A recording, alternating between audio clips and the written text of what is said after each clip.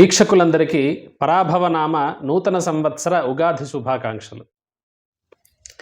ఈ పరాభవ నామానికి ఉన్నటువంటి కొన్ని అర్థాలను మనం ఇప్పుడు తెలుసుకుందాం. ఈ పరాభవనామ సంవత్సరం పరాభవ అంటే పరుల నుంచి పరాభవము రాకుండా రక్షించేటువంటిది అని ఒక అర్థము. మరి ఇంకొక అర్థాన్ని పరిశీలించినట్లయితే పరా అంటే ఆ ఆదిపరాశక్తి అమ్మవారు లలితాదేవి, భవము అంటే ఆ పరమేశ్వరుడు, ఆ పార్వతీ పరమేశ్వరులు ఇద్దరూ కూడా మనల్ని ఈ పరాభవాల నుండి రక్షించేటువంటి వారు అనేటువంటిదిగా మనకు ఇంకొక అర్థం కూడా గోచరిస్తోంది. మరి ఈ ఉగాది పర్వదినాన్ని ఎలా జరుపుకోవాలి అనేటువంటి విషయానికి వస్తే, వేకువజామునే నిద్రలేయడము, నువ్వుల నూనెతో అభ్యంగన స్నానం చేయడము, నూతన వస్త్రాలను ధరించడము, అలాగే ఆభరణములను ధరించడము ఈ యొక్క పర్వదినంలో ఒక భాగంగా తెలుస్తోంది. అలాగే ఈ పర్వదినమునందు నిత్యదేవతారాధనతో పాటు బ్రహ్మదేవుని చిత్రం ఉండేటువంటి ఒక జెండాని పూజించాలి. ఈరోజు నిత్యదేవతారాధనతో పాటు బ్రహ్మదేవుని కూడా విశేషంగా పూజించాలి. ఎలాగంటే ఒక జెండాలో బ్రహ్మదేవుని యొక్క చిత్రం ఉండేటట్టుగా దాన్ని విశేషంగా మనం పూజించాలి. దాన్నే ధ్వజారాధన అని కూడా విశేషంగా ముఖ్యంగా ఈ పర్వదినమునందు మనకు చెప్పబడింది. ముఖ్యంగా ఈరోజు మనం చేయవలసినటువంటివి 5 విషయాల గురించి మనకు శాస్త్రం చెప్పింది. అవేంటో ఇప్పుడు చూద్దాం. 1 నింబకుసుమ భక్షణము అంటే ఉగాది పచ్చడి, 2 పంచాంగ శ్రవణము, 3 ధ్వజారోహణము, 4 ప్రపాదానము, 5 వసంత నవరాత్రి ప్రారంభము. ఈ 5 గురించి మనకు శాస్త్రం చాలా చక్కగా ఉగాది నాడు వీటిని ప్రారంభం చేయాలి అనేటువంటి విషయాన్ని మనకు చాలా చక్కగా వివరించింది. ఈ ఉగాది పచ్చడి చేసుకోవడంలో చాలామందికి చాలా సందేహాలు ఉన్నాయి. అంటే కొంతమంది ఏవేవో కలిపేస్తుంటారు వీటిలో. కాకపోతే వీటిలో ఏమి మాత్రమే కలపాలి అనేటువంటి విషయాన్ని మనకు శాస్త్రం చెప్పింది. అదేంటో ఇప్పుడు మనం చూద్దాం. యద్వర్షాత్ నింబసుమం శర్కరాం లఘృతైర్యుతం భక్షితం పూర్వయామే స్యాత్ తద్వర్షం సౌఖ్యదాయకం అన్నారు. అలానే వీటిలో ఏమేమి కలపాలి అనేటువంటిది చెప్తోంది. నింబకుసుమం అంటే వేప పూత, పటిక బెల్లము, ఘృతము అంటే ఆవు నెయ్యి, వీటిని అన్నిటినీ కూడా కలిపి ఉగాది పచ్చడిగా మనము ప్రసాదంగా స్వీకరించాలని చెప్తోంది శాస్త్రం. వీటిని మాత్రమే సూచించింది.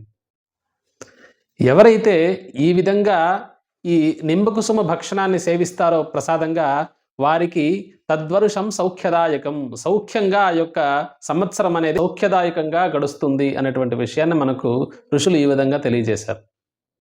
అలాగే ఈ ఉగాది ప్రసాదం స్వీకరించేటప్పుడు మనం చెప్పవలసినటువంటి శ్లోకము శతాయుర్వజ్రదేహాయ సర్వసంపత్కరాయ చ సర్వారిష్ట వినాశాయ నింబకందళ భక్షణం అంటూ ఈ యొక్క శ్లోకాన్ని చెప్పుతూ ప్రసాదాన్ని స్వీకరించాలి.